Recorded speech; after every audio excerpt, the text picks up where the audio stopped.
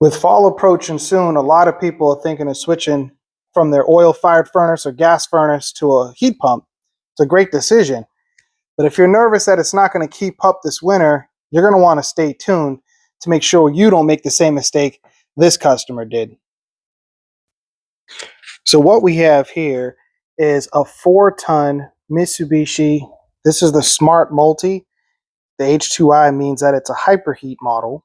You'll notice here from the model number for Mitsubishi, you definitely want to see the Z at the end. The HZ at the end is going to mean that it's hyperheat.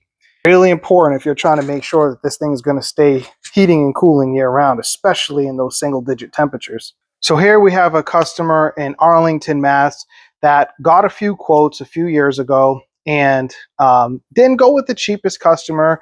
Went with somebody that was offering a good name brand, Mitsubishi. They were like, this is top of the line. It was a little bit better price than some of the other companies. And the reason for it was the company wanted to install one outdoor condenser instead of multiple. And they sold her on the idea that, hey, one is going to work fine. It can modulate. It can, drop down in speeds and be variable speed. And you won't have to get two different systems. That's overkill.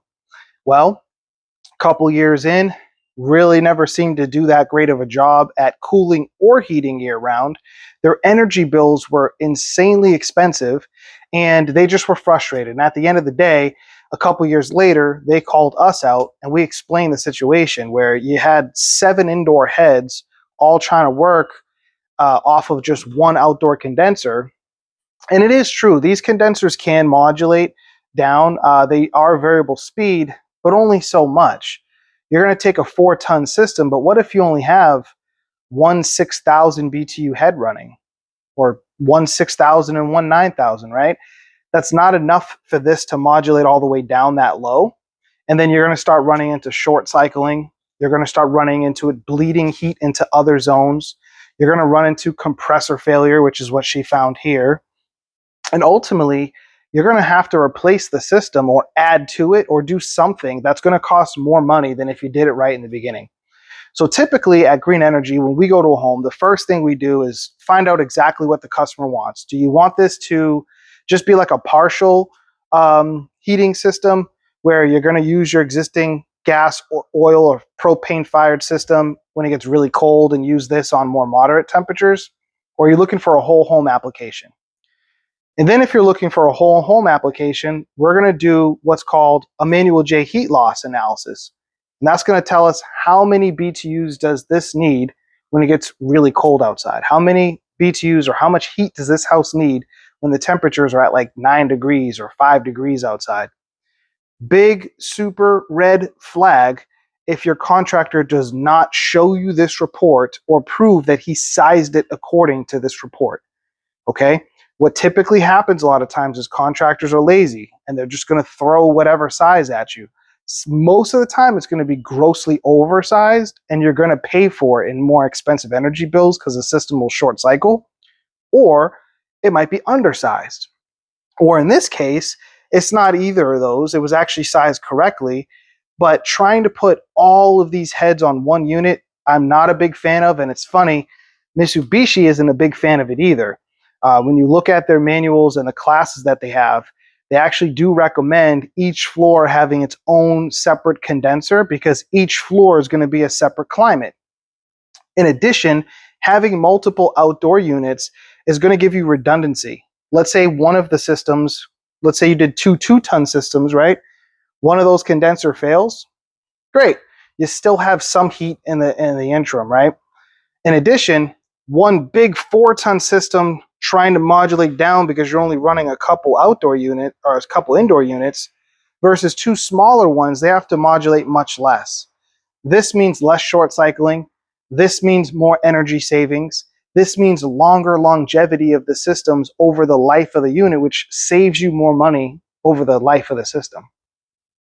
So if you're interested in getting a heat pump, this is why I say design is everything. The way it's designed is so critically important. It's way different than an oil company putting in an oil furnace, or a plumber putting in a boiler, right?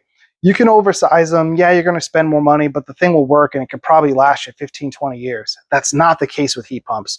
Make sure who you're using is an expert in heat pumps. They've been doing it for a long time. Otherwise, they're going to be using your home as a guinea pig.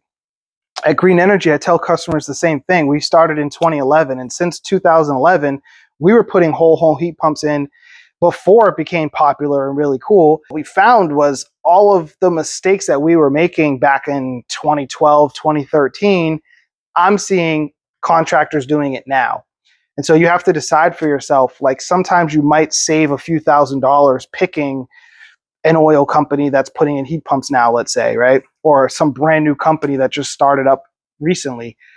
Do you want your house to be a guinea pig? Are you looking to experiment? Because sometimes saving a few $1,000s this way can cost you tens of $1,000s on the back end, right? So design is incredibly important. Now, I offer this to everybody. Two things. One, if you have any questions, even if you're not a customer of Green Energy, I'm an open book. I love helping people. I just want to see people win.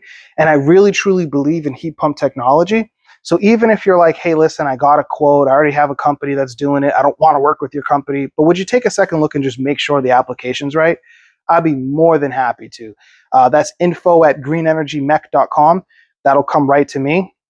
I think I'll put the text right in the video here so you have that. And just shoot me an email, right?